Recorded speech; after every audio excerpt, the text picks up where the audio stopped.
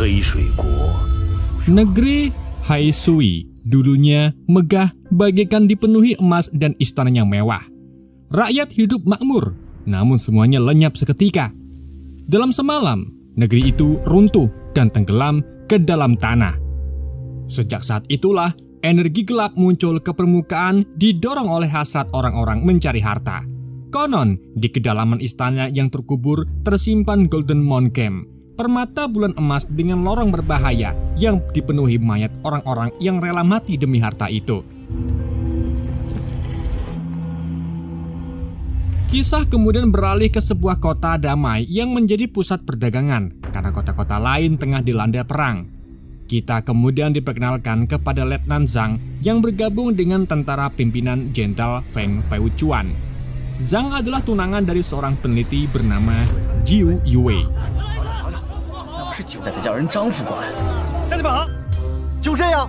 Tak jauh dari sana, sosok Tian, seorang peneliti, tengah bercerita tentang legenda masa lalu dan menjadi pusat perhatian warga kota yang antusias mendengarkan ceritanya. Ia juga memiliki anjing lucu bernama Shaoye. Di sana, Jiu Yue juga hadir mendampinginya sebagai sesama peneliti. Namun suasana damai itu tiba-tiba berubah saat datang seorang pria tua memberitahu ada wabah misterius yang menyerang wilayah tersebut. Jiu dan Tian segera bergegas menemui lokasi wabah. Di sana, mereka menyaksikan banyak orang menderita dan wabah terus menyebar tanpa obat atau harapan penyembuhan.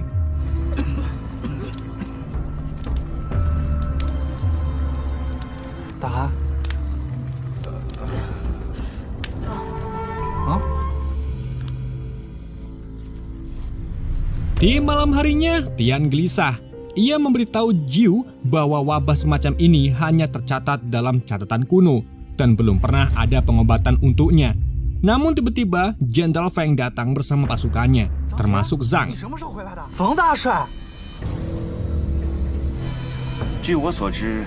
Ia menuntut Tian mencari Golden Moon Gem karena permata itu dipercaya mampu menyembuhkan wabah tersebut.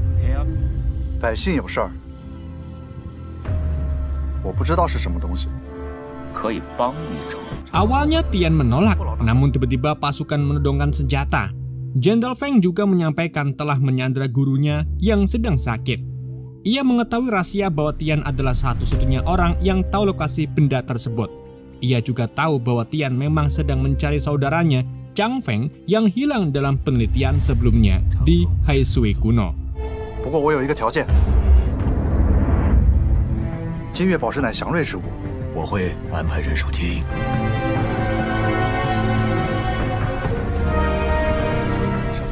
Di malam harinya lagi, Tian kembali teringat akan masa lalunya saat ia bersama sang guru. Jian Yue dan Cheng Feng melakukan penelitian menuju runtuhan kuno negeri Haisui. Saat mereka menemukan lokasi yang dicari, sang guru melarang ketiganya untuk ikut masuk dan memilih untuk masuk sendirian sambil membawa bahan peledak.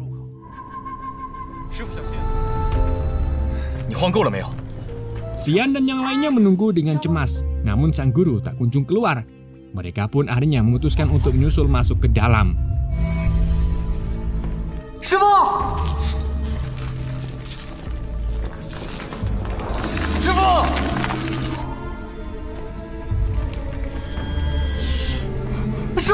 Di dalam, mereka mendapati sang guru dalam kondisi sangat ketakutan, kejang, dan tidak mampu bergerak.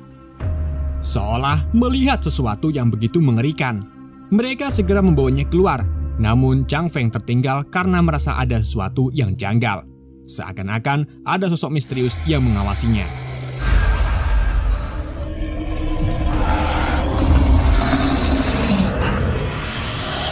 Saat itu tiba-tiba ia diserang oleh seekor ular besar dan terpaksa meledakkan tempat itu. Chang Feng pun terkubur di dalam runtuhan. Sejak saat itulah kondisi sang guru tidak pernah sama. Ia kehilangan kewarasannya.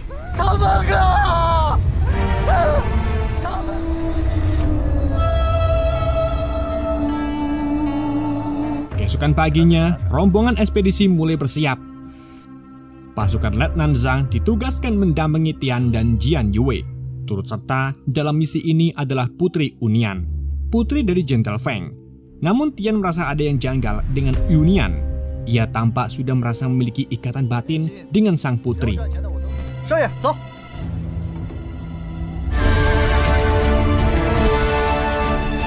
Perjalanan mereka pun dimulai, menembus panasnya gurun demi mencapai negeri Haisui kuno. Sementara itu, Jenderal Feng mengamati mereka dari kejauhan di atas tebing, tampak menyimpan niat tersembunyi.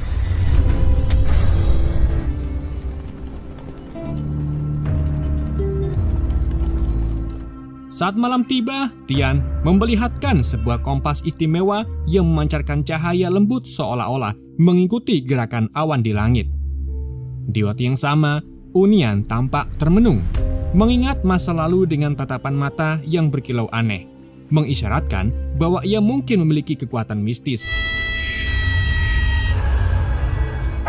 Saat semuanya bobo, Yunian mengalami ngelilir di reprepi atau ketindihan. Yunian merasa seperti ada hal gaib yang mengikuti rombongan mereka. Untungnya anjing pintar milik Tian menenangkannya.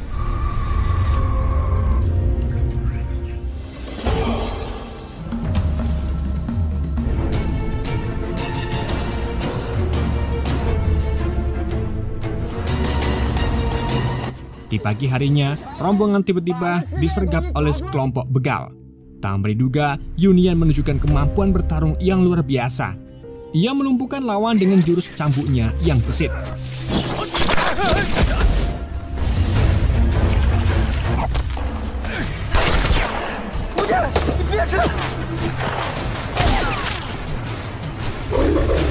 Para begal yang melarikan diri pun sempat diikuti oleh pasukan Letnan Tian dan juga Jian Yue.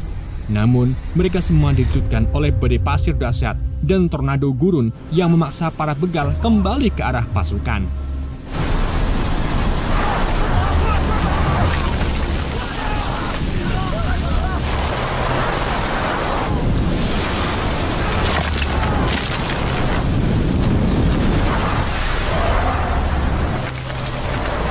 Saat badai melanda, Tian hampir saja celaka.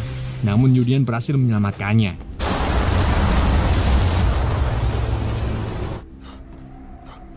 Bencana belum berhenti. Badai pasir berlanjut dengan longsoran dahsyat yang menyeret seluruh kelompok jatuh ke sebuah jurang.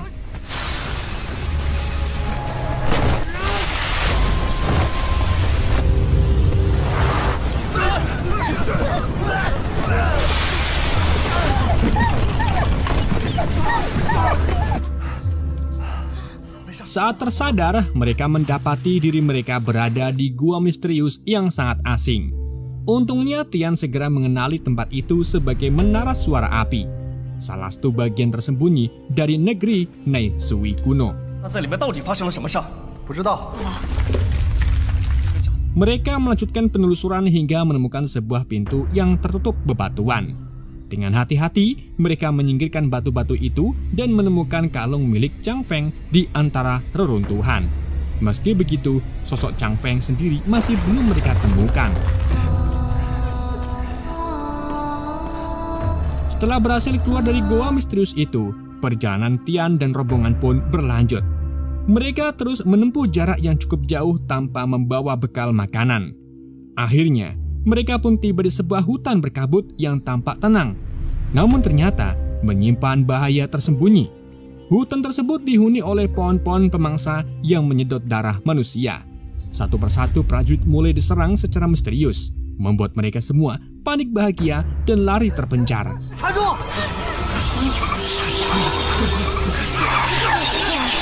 Jian Yue bersama Zhang, sementara Tian terpisah bersama Putri Yunian. Dalam kepanikan itu, Yunian tidak sengaja menghirup serbuk dari pohon beracun hingga akhirnya ia tidak sadarkan diri. Beruntung, Tian yang memiliki keahlian pengobatan berhasil menyembuhkannya.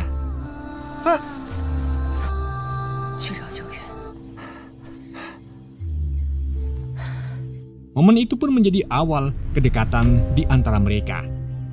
Tian lalu bercerita tentang masa lalunya bahwa ia adalah anak yatim yang tumbuh bersama Jiu Yue dan Chang Feng, dibesarkan oleh guru mereka sebagai peneliti.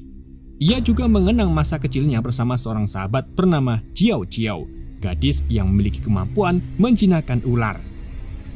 Saat perang besar terjadi, Tian mengaku bahwa karena ketakutannya ia bersembunyi dan terpisah dari Jiao Jiao, seperti halnya dengan Chang Feng dalam misi sebelumnya. Kini ia bertekad untuk menebus kesalahannya dan melindungi Jian Yue, sekaligus menemukan Chang Feng. Yunian yang mendengar kisah itu pun mengaku kagum sekaligus iri. Ia merasa tidak memiliki siapa-siapa selain ayah baptisnya, Jenderal Feng. Mendengar pengakuan itu, Tian terkejut karena ternyata Yunian bukan anak kandung sang jenderal.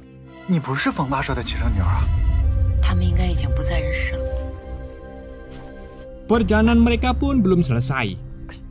Tetapi tiba-tiba Jenderal Feng dan pasukannya muncul, membawa Jian Yue dan Zhang. Mereka langsung menundukkan senjata dan memaksa Tian melanjutkan perjalanan menuju lokasi yang diyakini sebagai tempat setersembunyinya permata bulan emas. Tak lama kemudian mereka sampai di sebuah rawa yang sangat mengerikan. Air dan rawa itu memiliki kemampuan melarutkan tubuh manusia dalam sekejap, menyisakan tulang belulang saja. Awalnya Jenderal Feng ingin memaksa Jian Yue menyeberang terlebih dahulu karena ia mengetahui formasi batu di atas rawa itu. Tapi Tian dengan sigap menawarkan diri untuk menggantikannya. Berbekal arahan dari Jian Yue, Tian melompat dari satu batu ke batu lainnya disusul oleh Yunian.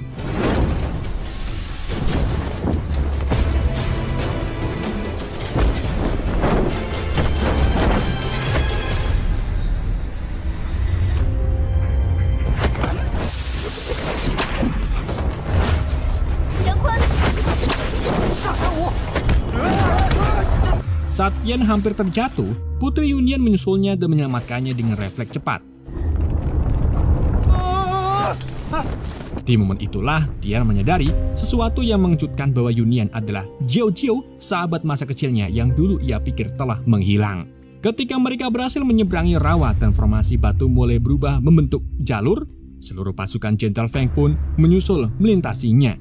Namun, kejutan belum berhenti di sana. Tiba-tiba seekor ular raksasa berkepala dua muncul dari dalam rawa, dan pada saat bersamaan perilaku Yunian berubah drastis. Matanya bersinar hijau terang, menunjukkan bahwa kekuatan misterius dalam dirinya mulai bangkit. Dan saat itulah identitas aslinya sebagai Jiao Jiao semakin nyata di hadapan Tian. Setelah ular berkepala dua muncul secara tiba-tiba, rombongan Tian dan yang lainnya panik dan berlari menuju ke gerbang negeri istana Haisui kuno. Saat tiba di sana, Jian Yue awalnya melarang Tian untuk membuka gerbang itu, karena ia tahu betul bahwa jika permata bulan emas jatuh ke tangan yang salah, akibatnya akan sangat berbahaya. Namun Jenderal Feng malah menodongkan pedang ke arah Jian Yue, yang memaksa Tian membuka jalan. Dengan terpaksa, Tian mengeluarkan kompas kuno dan melafalkan mantra. Kompas itu ternyata bukan sekedar petunjuk arah, tapi juga kunci untuk membuka gerbang negeri kuno.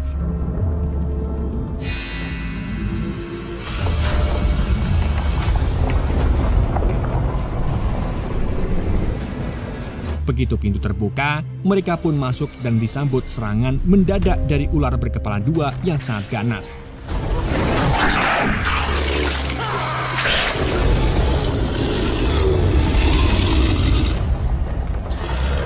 Pertempuran sengit pun tak terhindarkan.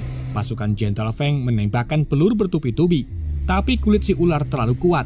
Semua peluru malah mental dan justru mengenai rekan sendiri.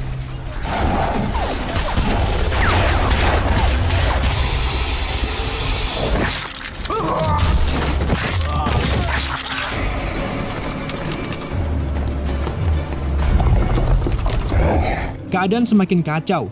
Mereka benar-benar terpojok, ular itu melingkari mereka. Untungnya, tanah di bawah mereka runtuh, membuat rombongan jatuh ke ruang bawah tanah yang gelap gulita.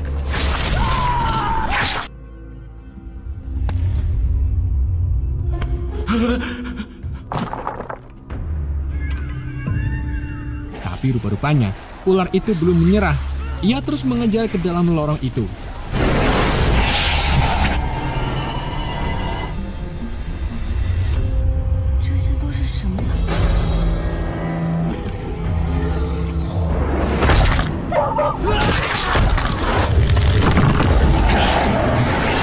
Saat Tian hampir diserang, Jiao Jiao muncul dan menyelamatkannya.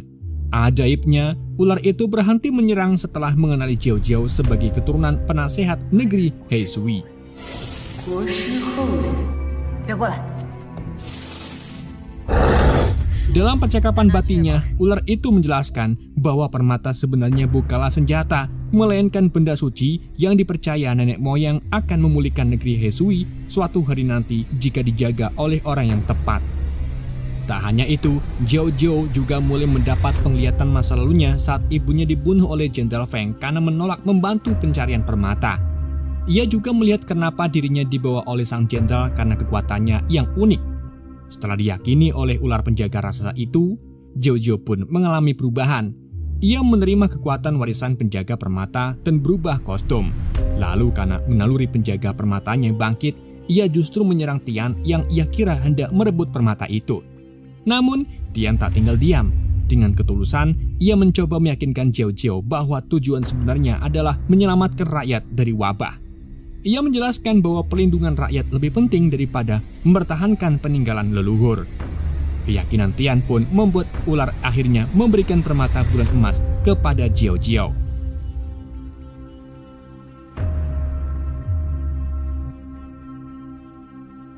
Lalu, ular itu menghilang menyelesaikan tugasnya sebagai penjaga. Sayangnya, belum sempat digunakan, Jenderal Feng tiba-tiba mencuri permata itu. Pertarungan pun tak dapat dihindarkan merebutkan permata itu, dan tak sengaja permata itu masuk ke mulutnya. Seketika, tubuhnya pun berubah. Kulit sekelas baja, ototnya seperti kawat, gerakannya sangat cepat dan mematikan. Pertarungan memanas pun terjadi. Tian, Jiao Jiao, Jian Yue, dan pasukan lain mencoba menjatuhkannya. Bahkan anjing lucu Tian ikut terlibat dalam pertempuran sarut itu.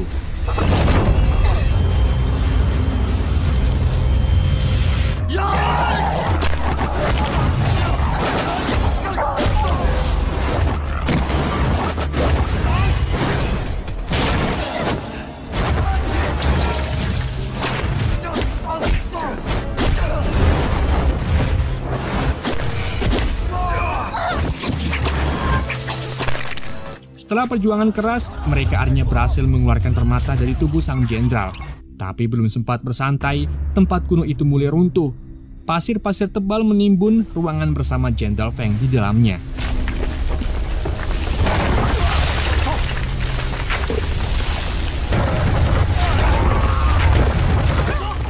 Untungnya, Tian dan rombongannya berhasil lolos dan selamat dari kekacauan, dan film pun berakhir.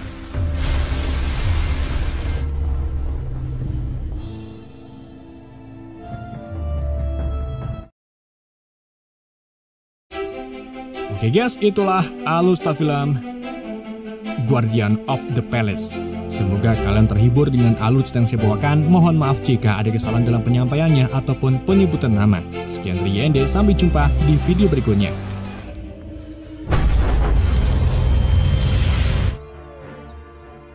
Ya!